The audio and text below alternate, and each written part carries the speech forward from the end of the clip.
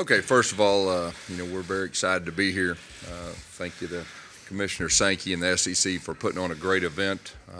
This is really the most first-class event that I've been fortunate enough to be a part of in the past. I know our team, real proud of those guys as far as getting us here with the journey that we've had, playing a great Georgia team, one of the better teams in college football, one of the most talented teams in college football, and the challenge of playing those guys again, for the second time. And then, of course, it was just a couple of weeks ago, which makes it very unique. But excited for our players, excited for our coaches and our fans. Okay, thank you, Coach. If you have a question, please raise your hand. Hannah and Kristen will get a microphone to you. Questions for Coach?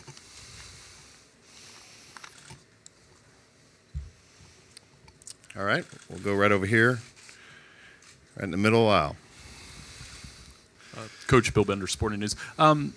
Jared earlier in the week was talking about his growth, and he seemed to focus more on whether it was the loss against Clemson or LSU. So how much easier is it for you to coach a guy that seems motivated by those losses more than talking about his wins? Yeah, that's just that's the type of player he is with the character he has. He's a great competitor. He's extremely tough on himself. You're talking about a guy that the first game was very inexperienced. I think he only had 4 games under his belt before he got here, and you've seen him get more and more comfortable each week. And like you said, he's went through some adversity. And when you go through adversity, you find out truly what's in you. He rolled his sleeves up. He's been protecting the football. He's been using his legs more, which has opened up things for us in our offense. He's playing at a high level right now. Okay, other questions? We've got another one over here on the second row. Coach Malzahn, you said earlier this week that this team is more emotionally stable, steady than your 2013 team. How is that? How have you seen this team kind of grow and develop in that way? Well, first of all, our 2013 team was outstanding. It was just a matter of we were on a journey, and we didn't have as much information, about our players and everything that goes with that as we do now. Is what I meant by that, because 2013 was one of those special teams that I don't think, or I think everybody will remember for a long time. What I meant by is this, we've had 5 top 10 recruiting classes in a row. We've got to this point, and we're just in a lot more stable position, and we're in a position that I think we can sustain this type of level for a period of time, and so that's what I meant by that. Okay, Coach, we'll go down here to our left, second row. Coach Dan Matthews, Gridiron Now. Remembering back to the last time you guys played, the midfield meeting when you said see you in Atlanta, and you said something along the lines of, I'll tell Nick. What made you confident that you would be seeing this team again? Yeah, I think I said hope to see you in Atlanta. But regardless, I'll just say this, Kirby, we've went against each other numerous times. We have a lot of respect for each other. I just had a feeling we'd play again. Okay, Coach, we'll go over here to our left. Dennis? Gus, Dennis Dodd, CBS Sports. Since it happens so infrequently, could you address the rematch factor and the revenge motive Georgia might have, and what can you tell us about Carry-On? Yeah, I think the unique thing about playing a team again is just a couple weeks ago. And as far as the revenge, and I'm sure they're going to have some, but this is a championship game, and this game is as big as it gets for our conference, and the winner wins the conference championship. So I know both teams are going to be motivated. As far as Carry-On is concerned, he did do some practice things on a limited basis. We're going to see how he is in pregame. It'll be a game time decision. Obviously, you know how important he is to our success, and he's helped get us here. We're very confident in our other running backs if he can't go, and we'll see what happens. Okay, we'll go right here in front in the second row. Jason Butt, the Macon Telegraph. You obviously went against Kirby a lot when he was defensive coordinator at Alabama. What does it say about him to have Georgia in this position in just his second year as a head coach? Yeah, Kirby's a great coach. I think everybody knows that. We went against each other numerous times in a lot of big games, and I got a lot of respect for him, the way he goes about his business. And then he, went to Georgia and just done a very good job getting him here this quick. What's impressive is he's doing it in his second year, and he's a very good coach. He's got a very good staff, a very talented team. You're talking about one of the top teams in all of college football, and the challenge for us is, playing them again. Okay, we'll go here in the front row to our left. Hey, Gus, is Jeff Holland developed into one of the better defensive players you've been able to coach the way he's played lately at Auburn? I tell you, the thing about Jeff is he's really grown. You saw it in the spring that he showed flashes of really taking his game to the next level. And since the season started, he's been one of our impact players. And when you have a guy that is an impact player, it really draws a lot of attention and it helps other players. But he's playing at an extremely high level. He's rushing the passer well. He's playing the run well. I know that's one area that he really focused on in the spring, and just done a good job for us. Okay, Coach, we'll go here on the right on the front row.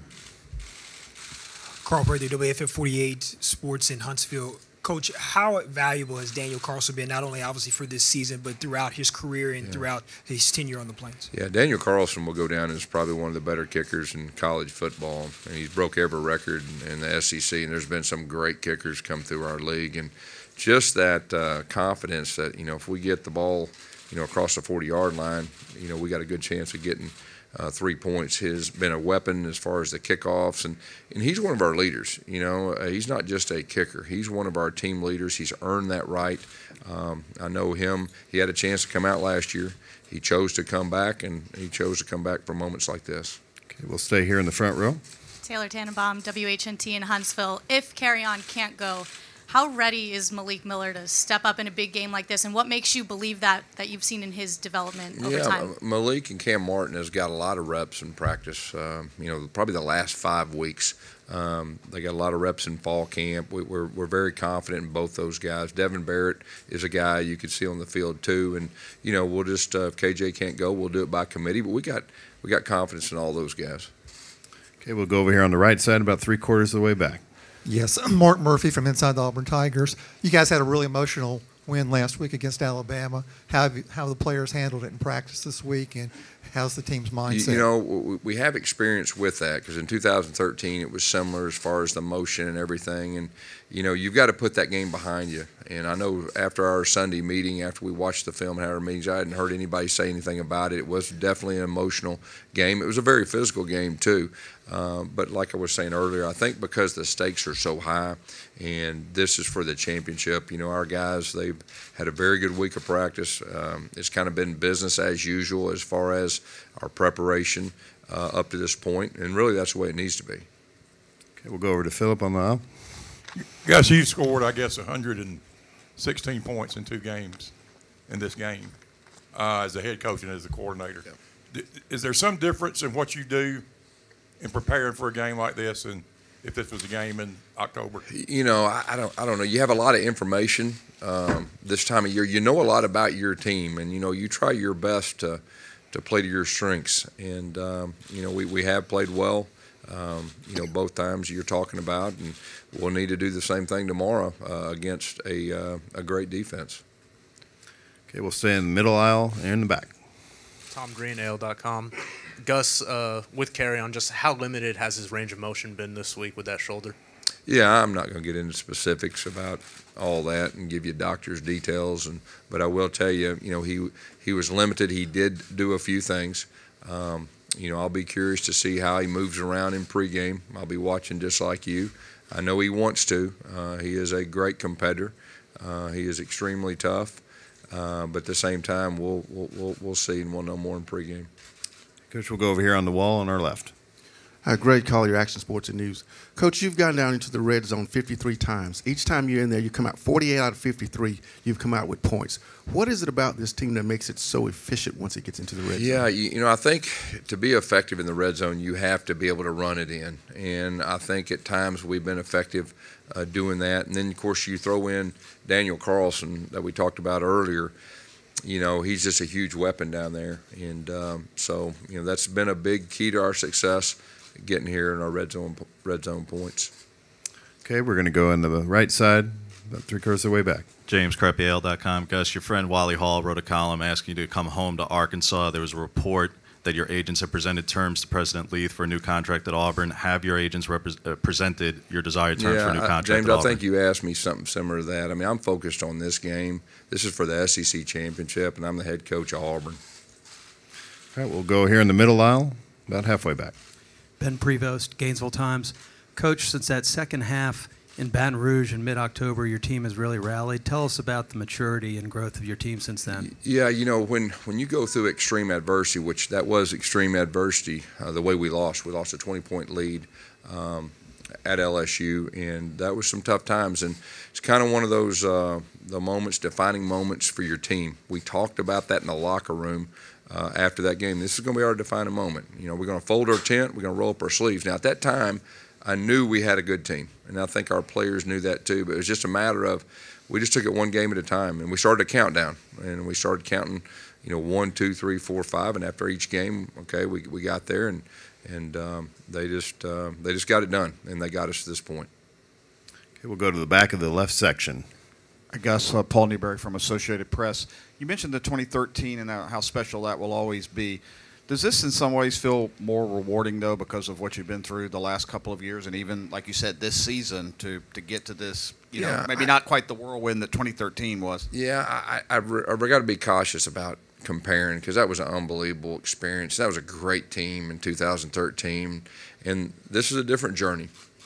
And like I said, the only difference is I think we're a little more stable long term. We have a little more information about our team and our staff and everything that goes with it. But I'll just say this: both of those seasons and those games were very rewarding, and we'll be able to look back on this season once it's all said and done and probably feel the same way.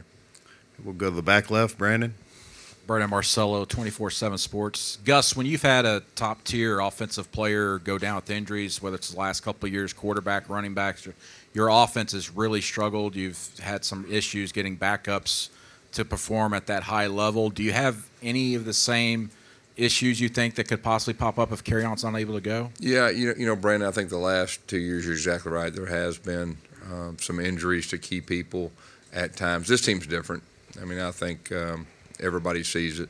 Anytime you've got one of the best players in all of college football and you're not for sure if he's going to play, as a coach, it concerns you. But, our team, I think we got depth.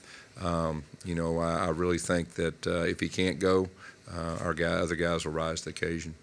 Okay, we'll go here, second row in front. Right here, Coach Bree McNaught, Fox 10. Obviously, the past few weeks, Jordan Hare has been a big factor for you guys, been extremely loud in there. Obviously, this is not Jordan Hare. How is that going to affect you guys, if anything?